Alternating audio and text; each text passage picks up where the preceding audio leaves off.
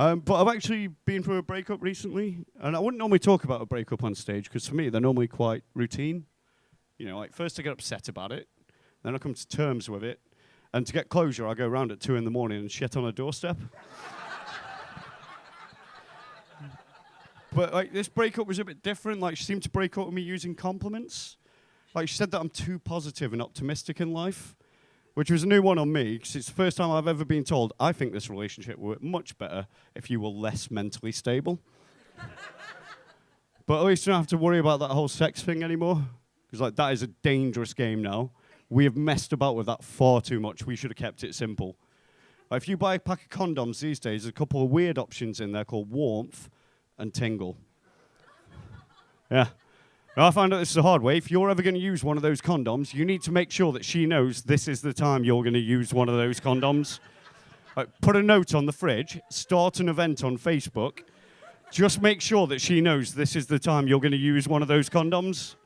Because if you think that putting on a condom could be a bit of a mood killer, you should see what happens when she suddenly thinks she can feel herself getting an STD.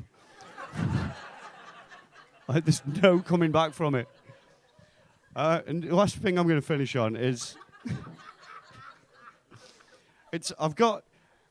I say I admire this person. Some of my friends have called it an obsession.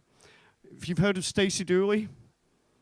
Yeah, I've become a big fan of her recently, like chaotically fan of her. I've got a book, I've watched all the documentaries, it's fucking amazing.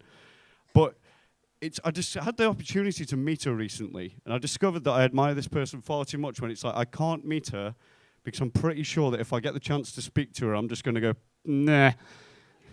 Like, no conversation goes uphill from there.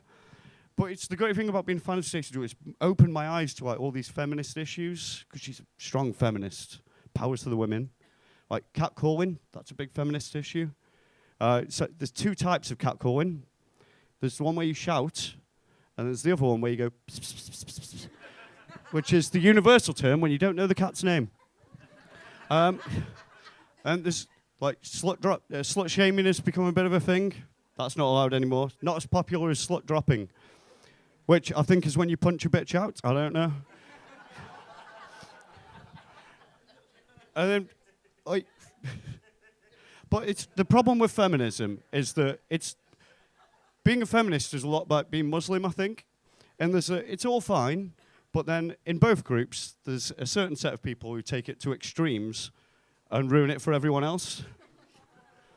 Like, you could be a feminist, you're protesting against the pay gap, that's a noble cause, but then you turn around, and there's Linda, and oh, fucking hell, she's firebomb top, man.